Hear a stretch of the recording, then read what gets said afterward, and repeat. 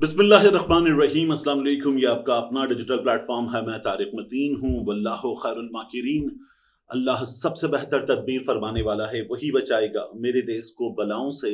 जो बारिश में शजर से घोंसला गिरने नहीं देता, क्योंकि उसकी तदबीर तमाम तदाबीर की इमाम है। बहुत ही अफसोसनाक मनाजिर हमारे सामने आए कसूर से, और जहां एक दरिंदे ने एक बच्ची के साथ बहुत ही बुरी हरकत की, उसके बाद बहुत तेजी के साथ एक काम अंजाम पाया।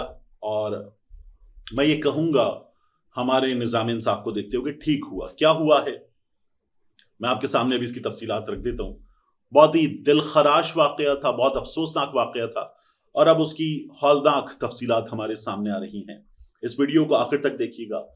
अली अमीन गंडापुर की हुकूमत जाना तय है। अब ये अपने भी बता रहे हैं, 2 से 3 चीजें इसमें हैं, उनकी बात करेंगे। और फील्ड मार्शल आसिम मुनीर साहब, उनके हवाले से सुहेल वड़ाइच साहब ने नाम तो नहीं लिखा, लेकिन यह दावा किया है कि वो मुकम्मल तौर पर न्यूट्रल हैं। इसकी भी इस वीडियो में बात करेंगे। सबसे पहले मैं आपको बताऊं अली अमीन गंडापुर की हुकूमत के हवाले से, उसके बाद ये जो कसूर वाला वाकया है इसकी बात करेंगे। इस शख्स को अब महरूम कर दिया गया है उस चीज से कि जिसकी वजह से शायद ये किसी आर्जे में, किसी खुजली में, किसी प्रॉब्लम में मुब्तला था। We do not cover such things, लेकिन ये हमारे यहाँ इस तरह के इंसिडेंट्स भी कम होते हैं, लेकिन बहुत अफसोसनाक सूरत हाल है। मैं आपके सामने रख देता हूं तमाम की तमाम चीजें अली अमीन गंडापुर की हुकूमत के हवाले से। एक हमें ऐसे सहाफी जिन्होंने, जिसे कहते हैं ना रियासत का बयानिया, खैर रियासत तो अवाम से होती है। रियासत, अगर कोई शख्स फौज को या एस्टैब्लिशमेंट को रियासत कहता है तो वो गलत करता है, मगर फिर भी कुछ लोग रियासत का बयानिया, रियासत अपनी आई पे आई, रियासत ने फैसला किया है, रियासत ये करने जा रही है, रियासत नहीं छोड़ेगी, बातें करते हैं। तो वो असल में सिक्योरिटी एस्टैब्लिशमेंट की बात करते हैं, गलत करते हैं, मगर कर रहे होते हैं। तो वो उनकी खबर देते हैं बाद सहाफी। ऐसे सहाफियों ने ये कहा है कि अली अमीन गंडापुर की हुकूमत जाने वाली है, और उनका जो दावा है वो दावा यह है कि अली अमीन गंडापुर की हुकूमत 15 से 20 दिनों के अंदर चली जाएगी। अब वो ये कहते हैं कि खैबर पख्तूनख्वा में जो मखसूस नशिस्तें मिल गई, उसके बाद अपोजिशन का नंबर गालिबन 53 है। इस 53 के नंबर को कुछ 21-22 का नंबर दरकार है। वहां से कुछ लोग जो इंडिपेंडेंट हैं वो इस तरफ आ जाएंगे जहां मुश्तरका मुत्तहिदा अपोजिशन है, और इस तरफ आकर वो गंडापुर हुकूमत को सपोर्ट नहीं कर रहे होंगे, तो गंडापुर हुकूमत तो आ जाएगी बहुत मुश्किल में, और गंडापुर हुकूमत चली जाएगी। ये उन लोगों का कहना है जो अपनी तरफ से रियासत का बयानिया सामने रखते हैं, खबर देते हैं। दूसरी तरफ मैं देख रहा था कि मुराद सईद ने ट्वीट किया है। मुराद सईद ने ट्वीट करके कहा कि हुकूमत चली जाएगी। कैसे जाएगी? उन्होंने नाअहलियों की बात की, और नाअहलियों की बात के हवाले से मैं आपके सामने रखूं। मुराद सईद का लंबा चौड़ा ट्वीट है, वो बड़ी तफसील के साथ एक एक चीज लिखते हैं। तो मुराद सईद जो हैं, उनके ट्वीट में हमें क्या नजर आया कि एक, वो ये कह रहे हैं कि ये फैसला किया गया है कि जो मिनरल्स हैं, जो खैबर पख्तूनख्वा के पास मादनी वसाइल हैं, दौलत है, वो आगे उस पर काम किया जाएगा, तो इसलिए कुछ चीजें हो रही हैं। मुराद सईद ने बहुत संगीन बाज़ इल्जामात भी लगाए कि ये सब कुछ जो हो रहा है, जो हालात की खराबी है, ये सोचे समझे मंसूबे के तहत है, और वो रूपोश हैं। उन्होंने तब भी कहा था कि हमारे सूबे में वो लोग जिनको निकाला गया था वो वापस आ रहे हैं, लाए जा रहे हैं। ये उन्होंने बातें की थी। मुराद सईद मुसलसल रूपोश हैं, सेनेटर बन गए, हलफ नहीं उठा सकते। ये हमारे सामने सिचुएशन है। मुराद सईद ने कहा कि नाअहलियां होंगी। नाअहलियां कैसे होंगी? 9 मई के मुकदमात का फैसला आना शुरू हो गया है। ये बताया जा रहा है कि आज 28 तारीख है, और 5 अगस्त से पहले 3-4 को एक आध फैसला और आ जाएगा। जब वो फैसला और आ जाएगा तो मजीद नाअहलियां होंगी, और पाकिस्तान तहरीक इंसाफ वाले सीटों से जाएंगे। जब सीटों से जाएंगे तो उन सीटों पर बाई इलेक्शन होगा। बाई इलेक्शन के नतीजे में होगा ये कि पाकिस्तान तहरीक इंसाफ को हरवाया जाएगा, और हरवाए जाने के बाद वहां ऑपोजिशन का नंबर बढ़ जाएगा, गंडापुर हुकूमत जाएगी। तो गंडापुर हुकूमत के जाने की खबर वो लोग दे रहे हैं जो اپنی طرف سے ریاست کا بیانیہ بتاتے ہیں وہ بھی دے رہے ہیں. مراد سعید کو بھی یہ پروبیبل پکچر نظر آ رہی ہے کہ گنڈا پور حکومت جائے گی. اب گنڈا پور حکومت جانے کا مطلب کیا دیکھیے, ایک ایسی حکومت جہاں خیبر پختونخوا میں جا کے لوگ پناہ لیتے ہیں, پورے پنجاب سے, سندھ سے, اکثر جگہوں سے لوگ خیبر پختونخوا میں جا کے پناہ لیتے ہیں, اور گنڈا پور حکومت ان کی ڈھال بنتی ہے, وہاں سے طاقت بھی ملتی ہے. اگر وہ حکومت چلی جائے گی تو پاکستان تحریک انصاف کے لیے بگ بیڈ نیوز. یہ ہمارے سامنے سب پکچر ہے.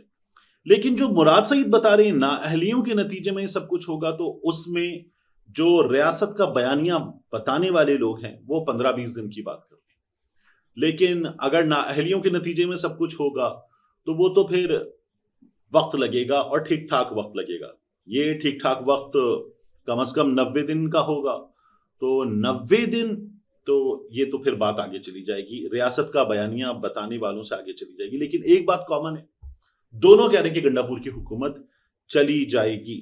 مراد سعید کے ٹویٹ کے بعض حصے ایسے ہیں کہ میں ان پر بات بھی کرتے ہوئے سوچوں گا کہ نہ کروں تو بہتر ہے. یہ آپ کو حالات ہمارے ہاں پتہ ہیں, مگر گنڈا پور حکومت کے لیے سوچنے کی بات ہے. علی امین گنڈا پور نے یہ کہا تھا کہ میں سیاست ہی چھوڑ دوں گا, میری حکومت گرا کے دکھائیں آئینی طریقے سے. یہ انہوں نے کہا تھا. اب ظاہر ہے کہ اگر گرا دی جائے تو کہیں گے جی طاقت کا استعمال ہوا, یہ ہوا, وہ ہوا, گرا دی گئی. اور گرائی جا سکتی ہے, اس بات کا دعویٰ بڑے زور و شور کے ساتھ کیا جا رہا ہے. دعویٰ کرنے والے کون ہیں میں نے آپ کو بتا دیا. اب بات کرتے ہیں قصور کے واقعے کی. دیکھیے قصور میں ہوا یہ کہ گلی میں ہمیں ویڈیو آئی, CCTV ویڈیو, بچے کھیلتے ہوئے نظر آئے. تو یہ جو بچے کھیل رہے ہیں, ایک بچہ ایک بچی سائیکل پر کھیل رہے ہیں, یہ تو میں آپ کو ویڈیو دکھا رہا ہوں, دکھا سکتا ہوں. اس ویڈیو میں آگے جا کر یہ ہوا کہ ایک شخص گلی میں چلتا ہوا نظر آیا. اس شخص نے اس بچی کے ساتھ نازیبا حرکات کی, بہت ہی واہیات اور الٹی سیدھی حرکات کرنے کے بعد وہ جو بچوں کو کہتے ہیں نا کہ گڈ ٹچ بیڈ ٹچ پڑھایا جائے, اس نے وہ حرکات کی. بچی بری طرح سے سہم گئی, چیخیں ماری اس نے, دوڑی وہاں سے. اور پھر اس کو یہ بھی احساس تھا کہ یہ شاید میری سائیکل وغیرہ نہ لے جائے, وہ بیچاری معصوم ذہن اس کا, واپس پلٹی, اپنی سائیکل اٹھائی اور پھر وہاں سے دوڑی بچی. یہ واقعہ وائرل ہوا, لوگوں میں شدید غم و غصہ نظر آیا کہ یہ کیا حرکت ہے, یہ کیسے کیا جا سکتا ہے, اور یہ ٹالریٹ. اب قصور جو ہے نا, وہاں آپ کو معلوم ہے کہ زینب کا کیس بھی وہیں پر آیا تھا, اس کے ساتھ جو ہوا. پھر وہ جو ویڈیو اسکینڈل تھا جس میں بعض سیاسی شخصیات بھی بتایا جا رہا تھا کہ پشت پناہی کر رہی تھیں, وہ بھی قصور کا تھا. یہ واقعہ قصور کا, تو اس پر بھی بحث شروع ہو گئی. البتہ یہ جو واقعہ تھا اس بچی کے ساتھ حرکت والا, یہ وائرل ہو گیا. اب لوگوں نے ڈیمانڈ کرنا شروع کی کہ اس شخص کو نشان عبرت بنا دیا جائے. تھوڑی دیر میں ہمیں پتا چلا کہ یہ شخص جو ہے اس کی شناخت ہو گئی. اب اس میں ٹیکنالوجی کا بھی استعمال کیا گیا. یہ جو کیمرہ میں نے آپ کو دکھایا تھا بچوں کے کھیلنے کا, یہ اینگل تو ایک تھا, ایک اور اینگل سے غالباً اس کی شکل بھی نظر آئی. اور پھر ہمیں یہ پتا چلا کہ اس شخص کی شناخت کے بعد اس کا نام ہے ناصر, اور یہ اوکاڑا کا رہائشی ہے. اب یہ وہاں کیا کر رہا تھا, کیوں موجود تھا, یہ الگ بات. تھانہ اے ڈویژن قصور, اس پہ اس کا مقدمہ درج ہوا. اور پھر جو ہمارے ہاں ہوتا ہے, ایک اصطلاح استعمال ہوتی ہے, فرائی کر دیا پولیس کی لینگویج میں, کرائم رپورٹرز کی لینگویج میں. اگر کوئی شخص پولیس مقابلے میں ماورائے عدالت مار دیتی ہے, مختلف ریزنز کے تحت مارتی ہے, تو اسے کہتے ہیں اس کو فل فرائی کر دیا. کسی شخص کو پولیس سبق سکھانے کے لیے ماورائے عدالت ایک کام کرتی ہے کہ ٹانگ پہ گولی مار دی, ہاتھ پہ گولی مار دی, یا پیٹ پہ گولی مار دی, تو اسے کہتے ہیں ہاف فرائی کر دیا. تو اس شخص کے ساتھ ہوا یہ کہ اسے ہاف پلس فرائی کر دیا. خبر یہ آئی کہ اس کو پکڑ رہے تھے, پکڑ دھکڑ کے دوران, دھینگا مشتی کے دوران اس کا اپنا پسٹل چل گیا. اور اس کا اپنا پسٹل چل جانے سے یہ شخص مخصوص عضو سے محروم ہو گیا. اور طبی امداد کے لیے اس کو اسپتال منتقل کر دیا گیا. ہنا پرویز بٹ نے, باقی لوگوں نے اس کی ویڈیو وغیرہ بھی شیئر کی تھی, اور یہ ویڈیو غالباً اس کی اس مخصوص عضو سے محروم ہو جانے سے پہلے کی ہے, کیونکہ اس کے نتیجے میں پھر یہ اتنا زخمی ہوا کہ اسے اسپتال لے جانا پڑا. لیکن یہ پنجاب میں پولیس نے پہلے بھی کچھ عرصہ پہلے بھی کیا تھا, کچھ برس پہلے, کہ جو واقعات درندگی کے ہوتے تھے ان میں فل فرائی کر دیا جاتا تھا, اور کہا جاتا تھا کہ وہ اپنے ساتھی کی گولی سے مر گیا، پولیس مقابلے میں مر گیا. اور پھر ابھی سی سی ڈی کی جانب سے جو کارروائیاں ہو رہی ہیں ان میں بہت بڑی تعداد میں بندے جو ہیں وہ فل فرائی کیے گئے ہیں. یہ شخص جو ہے وہ ہاف پلس فرائی کر دیا گیا ہے. اور میں اگر اس واقعے کو دیکھوں، ہمارے نظام انصاف کو دیکھوں، عدالت میں چلنے والی چیزوں کو دیکھوں، تو مجھے لگتا ہے کہ جو ہوا اس کے ساتھ ٹھیک ہوا. یہ ڈیزرو کرتا تھا، اس کے ساتھ یہی ہونا تھا، ہو گیا. اور یہ اس کی ایف آئی آر ہے. جو ہونہار رپورٹر محمد عمیر، وہ خبر پہ بڑی گہری نظر رکھتے ہیں، چیزیں نکال کر لاتے ہیں، انہوں نے شیئر کیے. تو ان کے یوٹیوب چینل پہ جائیے عمیر کے، اور عمیر کو فالو بھی کیجیے. He deserves it. اب میں آپ کے سامنے ایک اور چیز رکھوں، وہ ہے سہیل وڑائی صاحب کا کالم. سہیل وڑائی صاحب اپنے کالم میں فیلڈ مارشل آصف منیر صاحب کا نام لیے بغیر انہیں لکھتے ہیں نظام کے بڑے صاحب. اچھا، یہ ہمارے یہاں بڑی کامنلی استعمال تھی بڑے صاحب والی اصطلاح، اور یہ ہوتی ہے اصطلاح استعمال آرمی چیف کے لیے ہمارے ہاں. تو سہیل وڑائی صاحب جو ہیں انہوں نے اپنے اس کالم میں کیا کیا ہے، وہ کہتے ہیں کہ ہمارے ہاں ایک بحث چلی ہے حالیہ دنوں میں بھی، اور پہلے سے بھی رہی ہے. پاکستان میں 4 بار ایوب کا، یحییٰ کا، ضیاء کا، مشرف کا مارشل لا رہا ہے. اس وقت کہتے ہیں کہ جو تنقید کرنے والے ہیں پی ٹی آئی والے، وہ کہتے ہیں غیر اعلانیہ مارشل لا تو ہے. پھر آصف منیر صاحب کے ساتھ فیلڈ مارشل بھی لگ گیا. عمران خان صاحب جو ہیں وہ ان کو کہتے ہیں کہ یہ عاصم لا ہے، مارشل لا نہیں ہے. اب سہیل وڑائی صاحب نے کہا کہ ہمارے ہاں ملک کو وہ تضادستان لکھتے ہیں. اس میں ایک بحث ہو رہی ہے کہ سیاسی بوجھ اتار دیا جائے، اور سیاسی بوجھ اتارنے کا عمل بھی شروع ہو چکا. تو انہوں نے اپنے کالم میں لکھا، لیکن پھر یہ فیصلہ ہو کہ نہیں، ایسے چلنے دیا جائے. بوجھ اتارنے کا جو پریشر ہوتا ہے، ملکی بھی غیر ملکی بھی، وہ پریشر بھی اچھا خاصا ہوتا ہے. تو سہیل وڑائی صاحب نے کہا کہ یہ چلنے دیا جائے. یہ فیصلہ ہوا. اور اس کے بعد سہیل وڑائی صاحب نے کہا کہ ہمارے یہاں ایک بحث ہوتی ہے، مکمل سیاسی ہو، ہائیبرڈ ہو، مکمل غیر سیاسی ہو، یعنی مارشل لا لگ جائے، فوجی حکمران آ جائیں، ٹھیک ہے. اس طرح کی چیزیں لکھنے کے بعد سہیل وڑائی صاحب نے کالم کا اختتام کیا ہے. وہ لکھتے ہیں موجودہ نظام کے اندر ہی موجود ایک نظریاتی گروہ کو شدت سے احساس ہے کہ باہر سے نظام لوہے جیسا مضبوط ہوتا ہے، مگر جب اس کے کسی حصے کو کاٹ دیا جاتا ہے تو طاقتور ترین نظام بھی لوہے کا نہیں رہتا، وہ شیشے کا گھر بن جاتا ہے جو ایک پتھر سے بھی ٹوٹ جاتا ہے. فی الحال اسی گروہ کی سوچ پر نظام چل رہا ہے، مگر دوسرا گروہ چاہتا ہے کہ انہیں سیاسی بوجھ اتار کر ایک نیا شفاف سیاسی نظام لانا چاہیے. وہ گروہ ماضی میں اس طرح کے نئے نظام لانے کے تجربوں کی ناکامی کی توجیح یہ پیش کرتا ہے کہ ان نظاموں کو لانے والے غلط تھے، اب تبدیلی آئی تو درست سمت میں چلے گی. سچ تو یہی ہے کہ تجربوں سے کوئی نہیں سیکھتا، ہر کوئی خود ہی کڑوا پھل کھانا چاہتا ہے. فی الحال اس نظام کے بڑے صاحب مکمل طور پر نیوٹرل ہیں. فی الحال اس نظام کے بڑے صاحب مکمل طور پر نیوٹرل ہیں، اور دونوں نقطہ نظر کی کشمکش ان کے علم میں ہے. توقع ہے کہ وہ نظام کے چلنے کی حمایت کریں گے، لیکن اگر نظام نے کک سٹارٹ نہ لیا تو پھر نامعلوم کیا فیصلہ ہوگا. یہ سہیل وڑائی صاحب نے اپنے کالم کا اختتام کیا کہ پھر نہ معلوم کیا فیصلہ ہوگا. اب میں سہیل وڑائی صاحب سے، سینئر ہیں، ایک عرض کروں کہ آپ بڑے جہاں دید آدمی ہیں، اور آپ نے نون لیگ کے حق میں زیادہ لکھا ہے، اور آپ نے غیر سیاسی طاقتوں کے حق میں بھی لکھا ہے.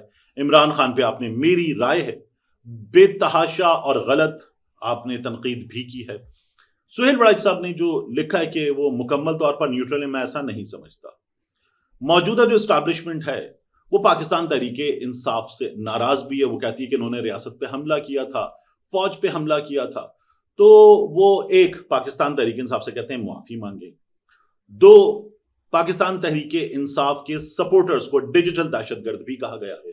تین، D G S P R صاحب جو ہیں انہوں نے خیبر پختونخوا حکومت پر بھی ایک سے زائد بار تنقید کی ہے.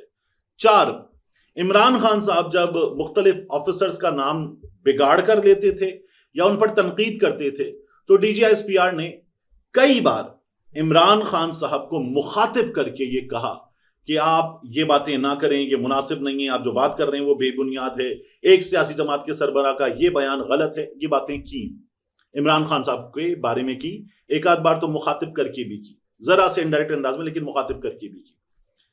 کیا کبھی نواز شریف صاحب جنہوں نے یہ کہا کہ جنرل باجوہ صاحب ذمہ دار آپ ہیں، جنرل فیض حمید ذمہ دار آپ ہیں، یہ جرم آپ کا، یہ جرم آپ کا، یہ جرم آپ کا، کیا کبھی ان کو جواب دیا کہ آرمی چیف کو آپ مجرم کہہ رہے ہیں، آپ غلط کر رہے ہیں؟